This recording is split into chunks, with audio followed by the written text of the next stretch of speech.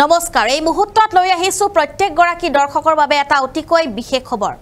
সকলোৱে অনলাইনত বস্তু ক্ৰয় কৰে কিন্তু এতিয়াৰ পৰা আপুনি অনলাইন শ্বপিং কৰিবলৈ হলে 10 বাৰ ভাবিলক নহলে আপোনাৰ হাসতীয়া ধনখিনি হৈ পৰিব উদং অনলাইনত শ্বপিং কৰি এবাৰ হাৰাশাস্তিৰ সন্মুখীন হৈছে এজন যুৱক সবিশেষ জনাবলৈ চেষ্টা কৰিম এই খবৰত আৰু এবাৰ ফেসবুকত অহা বিজ্ঞাপনৰ পৰা সামগ্ৰী ক্ৰয় কৰি এতিয়া বিপদত পৰিছে এজন যুৱক অনলাইন শ্বপিং কৰোতে আপুনি হওক সাৱধান বিজ্ঞাপনত দেখুৱা মূল্যও বেলেগ আনহাতে গ্ৰাহকৰ ওচৰত পাওতে সামগ্ৰীৰ মূল্য হৈছে আকাশলংঘী অনলাইনৰ পৰা দাৰিত খনা তেল ক্ৰয় কৰি এতিয়া মূৰৰ কামৰণি হৈ পৰিছে কলিয়াবৰৰ শিলঘাটৰ অজয় মণ্ডলৰ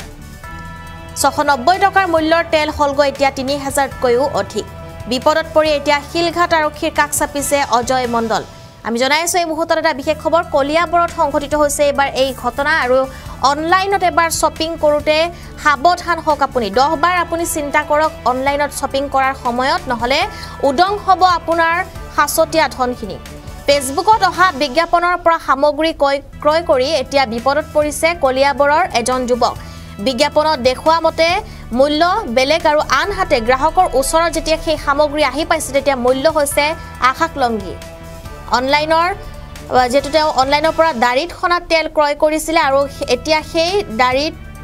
খনা তেলৰ মূল্য এতিয়া কামৰণি হৈ পৰিছে শিলঘাটৰ এজন যুৱকৰ ফেসবুকত বিজ্ঞাপন দেখি তেল অৰ্ডাৰ দিছিলে অজয় কিন্তু কিছু সময় পাছতে বিজ্ঞাপনটো ৰিমুভ হৈ যায় তাৰ পৰা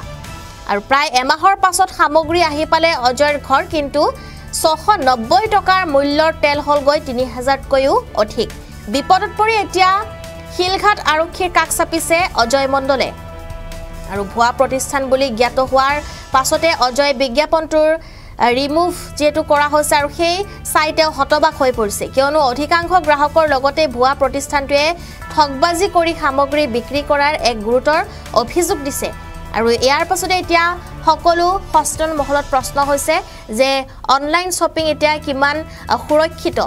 সুৰক্ষিত অনলাইন শ্বপিং কিয়নো অনলাইনত শ্বপিং কৰোতে যেটো এনেদৰে এতিয়া ঠগ প্ৰবঞ্চনাৰ বলি হৈছে এজন যুৱক আৰু ইয়াৰ পাছতে এতিয়া তীব্ৰ চাঞ্চল্যৰ সৃষ্টি হৈছে সেই অঞ্চলত কিছু মন্তব্য আছে আমাৰ হাতত হেয়া মন্তব্য শুনাই লব বিচাৰিম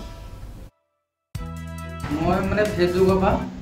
ৰিবন নেচাৰেল কোম্পানীৰ পৰা মই প্ৰডাক্ট এটা মগাইছিলোঁ বিয়েৰ অইলটো মই অৰ্ডাৰ কৰিছিলোঁ ফেসবুকৰ থ্ৰু দি পেলাই কেছ অন ডেলিভাৰী আছিলে তাত ৰিটাৰ্ণ অপশ্যন আছিলে যেতিয়া মই ছাবমিট কৰি দিলোঁ বস্তুটো নাইকিয়া হৈ গ'ল